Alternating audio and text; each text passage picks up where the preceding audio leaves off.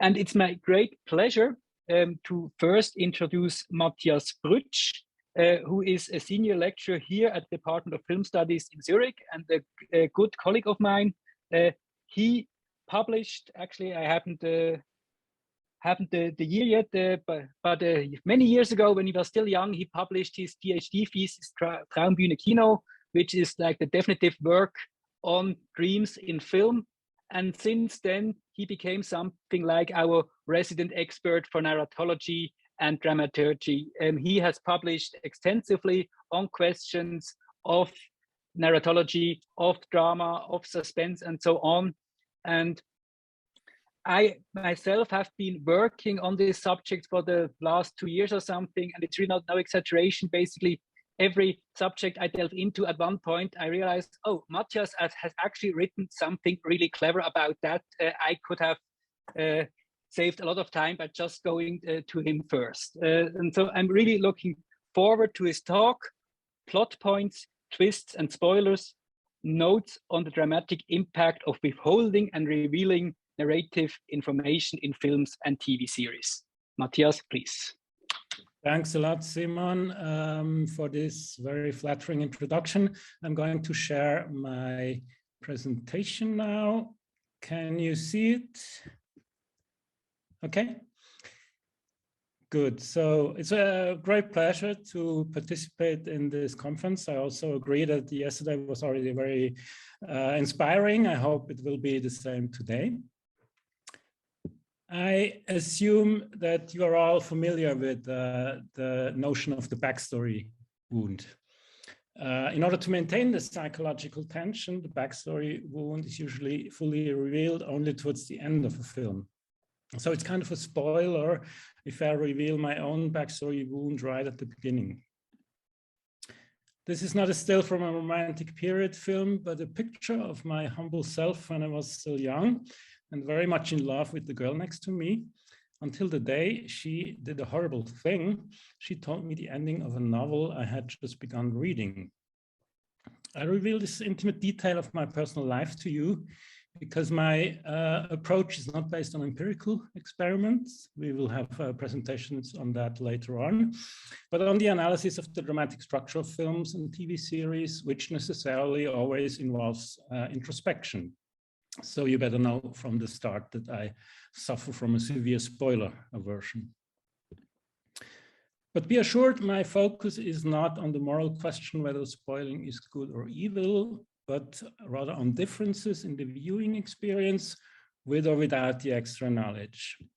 So I leave the question aside for the moment if it is diabolic to reveal a twist, as this note appearing just before the end credits of Clouseau's film, about which we have talked yesterday already, suggested in 1954 already. And I will instead start with a rather neutral, I think, definition. For me, a spoiler is information about an element of the story revealed in advance, which changes the way in which the narration is processed and the story is constructed by the viewer or reader in a significant way. I put an emphasis on the last part, thus opting for a narrow definition. I don't think it's very productive to consider any kind of advanced information as a spoiler. What kinds of films are prone to be spoiled? We heard some about this yesterday from Simon also. I would say plot-driven rather than character-driven films, closed rather than open plots, fairly complex rather than simple or very complex plots, and plots with conclusive rather than ambiguous endings. I wouldn't know how to spoil a film like Mulholland Drive, for example, given the fact that most people don't even agree on what really happens in the story of that film, let alone how to interpret it. Films which can easily be spoiled, here again we had some words on this yesterday by Simon, often belong to one of the genres on this list, rather than say the genre of the Western, the musical, or the romantic comedy was mentioned yesterday.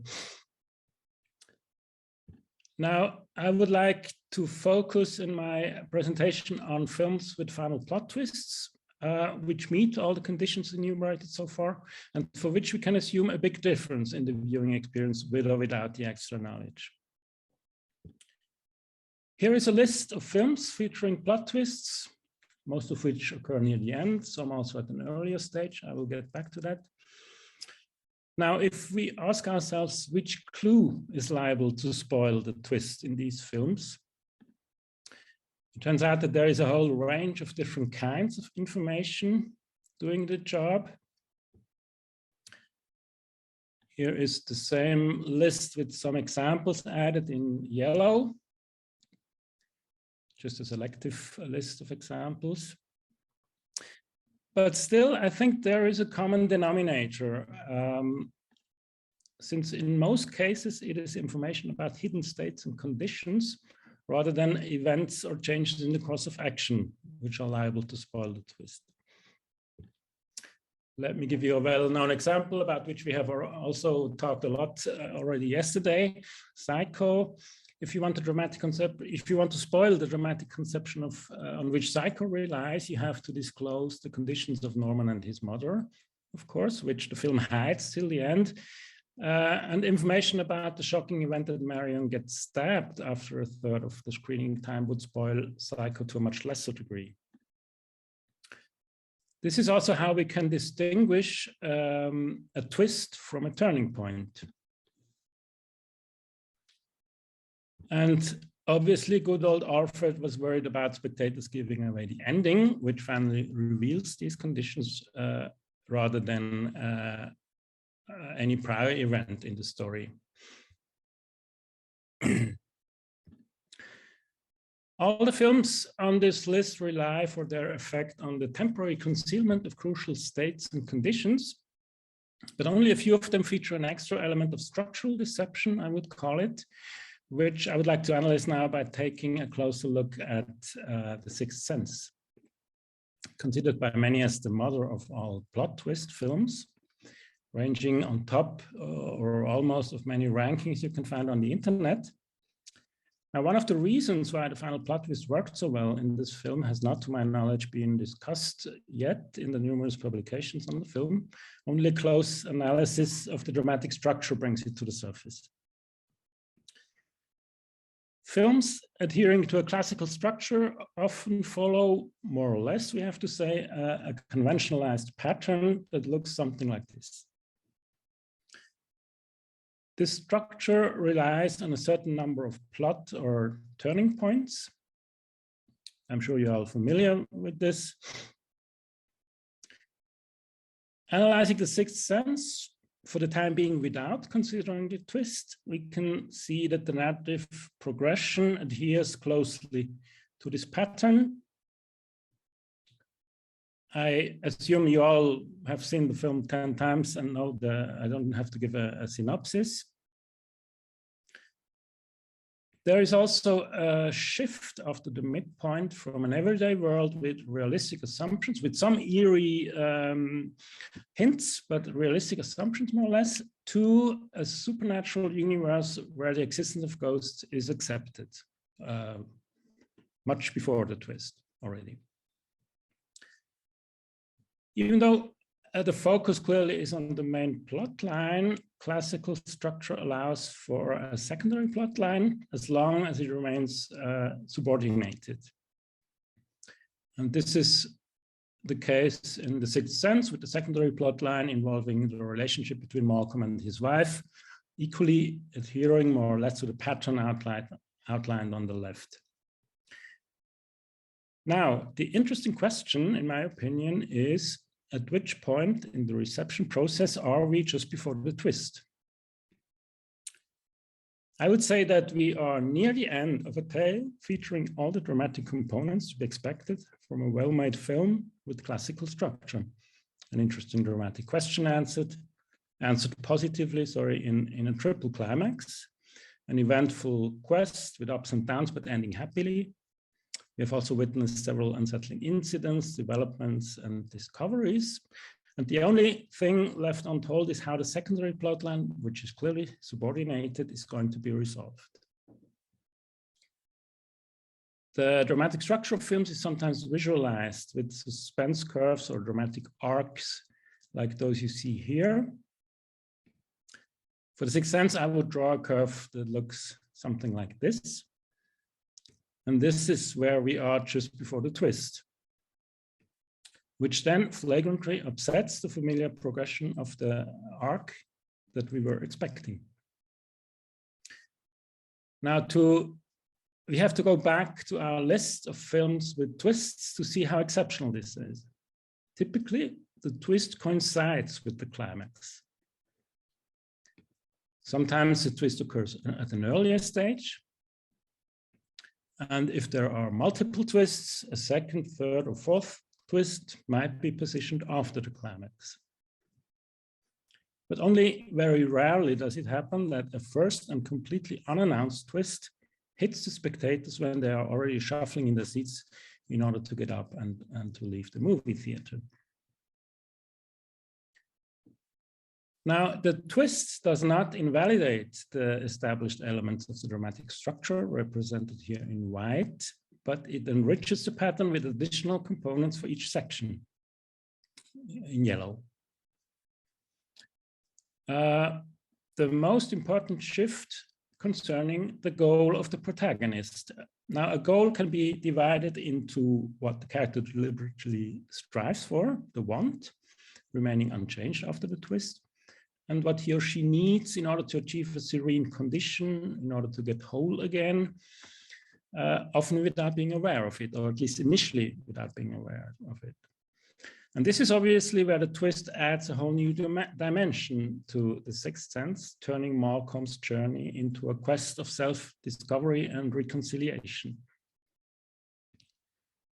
The additional elements brought into play also lead on to a shift in the balance between the main characters. We realized that Cole was helping Malcolm as much as the other way around, and resulting, especially concerning the secondary plot line, in a bittersweet instead of a happy ending. And most importantly for our topic of spoilers, without prior knowledge of Malcolm's ghostly condition, we get a first-hand physical experience of some of the central philosophical topics of the film, centered around notions such as seeing is believing, appearances may be deceiving, and could there be more to our world than meets the eye? Here is a list of the attractions of an unspoiled first viewing. And keep in mind while reading them that these are personal impressions of a spoiler-averse backstory wounded soul.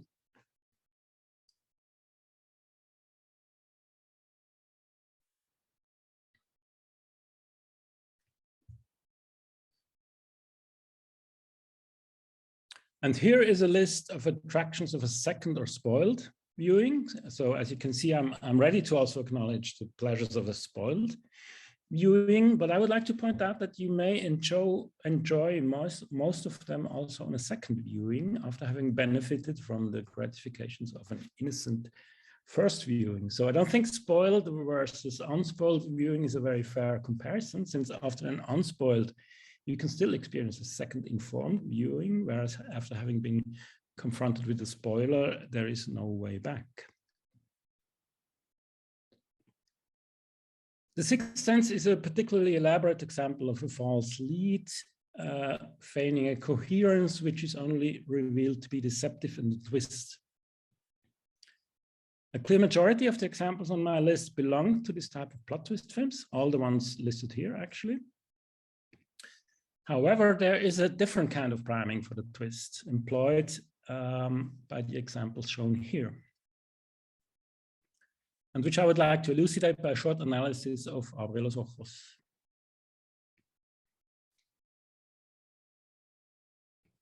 The film starts with Caesar falling in love with Sophia, but then his face is disfigured in an accident caused by his jealous ex-affair called Maria, which prompts Sophia to turn away from him.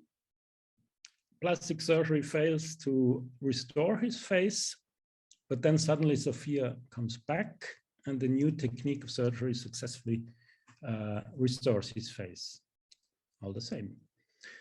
And this is the point in the narration where disturbing events like the following are unsettling Caesar's life.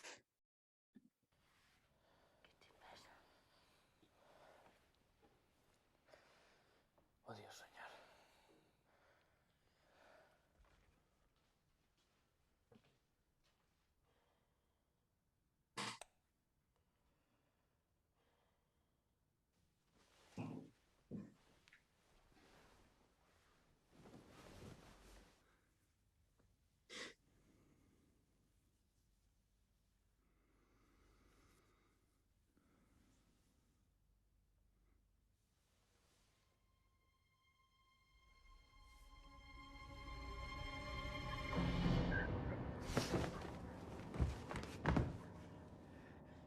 ¿Qué te pasa?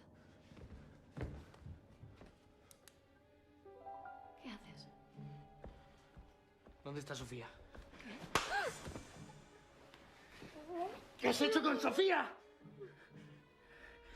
Sofía soy yo.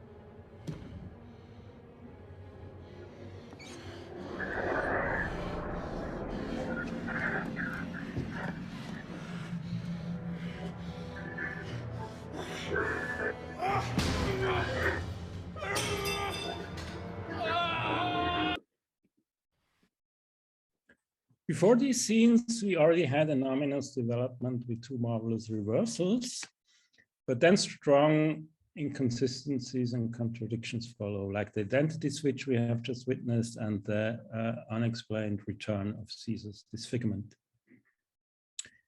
which prompt the clueless spectators to hypothesize about possible explanations and ask questions like these, which all point to different kinds of possible resolutions. In The Sixth Sense, we had no clue that we are missing an important piece of information, whereas in Arbelosophos, we are constantly made aware of the fact that something is wrong and that we are not in possession of all the relevant information to understand what's going on. The major attraction of an unspoiled first viewing in this case is accordingly the cognitive challenge to form hypotheses about how to explain these contradictions and inconsistencies. So what I have marked in yellow here. And the phase during which we are only given fragmentary hints, but are mainly left in the dark, is quite prolonged. And the final plot twist, resolving the puzzle, does not come as a surprise, even though the explanation it offers is unexpected. It eventually turns out that Caesar, without knowing it, lives in a self-chosen artificial reality tailored to his wishes by a company he engaged before committing suicide, but with Caesar's psychological resistance soon enough turning the contrived dream into an outright nightmare. For Kiss and Willemsen, Kiss should have given a keynote, but unfortunately could not after all. For these authors, a film may only be regarded as complex if the way its narrative information is deployed impedes or at least challenges the viewer's meaning-making process. So in this view, we could say that a spoiler may be liable for nothing less than to strip a puzzle or a mind game film like Arbelosophos of one of its most valuable assets, its complexity, since the spoiler actually helps spectators understand what's going on too early, if you want. Granted, in everyday life, we don't like to be uninformed and confused, and regarding the reception of works of fiction, there also appears to be empirical evidence that processing fluency, as it's called in psychological terms, that is the ease of understanding the novel or film usually correlates positively with the enjoyment experienced when reading or watching these works. But for the niche genre of puzzle films, I will still maintain that a large part of the appeal lies in the prolonged phase of cognitive dissonance, which serves as a brain candy for those spectators who are willing to engage in a game of conjecture with an uncertain outcome. Otherwise, I wouldn't know how to explain the success, at least with certain groups of spectators, of films which disturb and confuse without offering a reassuring solution in the end, which for that reason can also not be spoiled in the proper sense of the word. Let me conclude with a few remarks on spoiling TV series. The two films I have analyzed may easily be spoiled with one or two sentences, since they both culminate in one major plot twist. For a complex TV series like Dark, however, circumstances appear slightly different, since instead of one major and 2 or 3 secondary characters, the series features a character constellation that looks something like this. And instead of only 1 or 2 time periods, we have 5 of them, and even more than 1 universe existing collaterally. And I stopped counting after the 2nd season. The 3rd is even more wild in this respect. And instead of 1 major dramatic question, we have half a dozen enigmas to be solved. In this chart, I have tagged every new question raised with the question mark and every answer given, many of which are unexpected, with a red entry. So for each red entry, you would need a separate spoiler. So contrary to many plot twist films, it is impossible to spoil a complex TV series like Dark in any substantial way with only a few remarks. You would need to write 2 or 3 pages of explanations. This is why I think that spoiler activities and associated discussions concerning ongoing complex TV series interfere with the reception process in a different way than spoilers targeting feature films geared towards one major plot twist. The latter of which was the focus of my presentation, but my own backstory wound is rooted so deeply that I would also consider the spoiling of a minor enigma in an ongoing TV series as a reason for divorce. Thank you for your attention.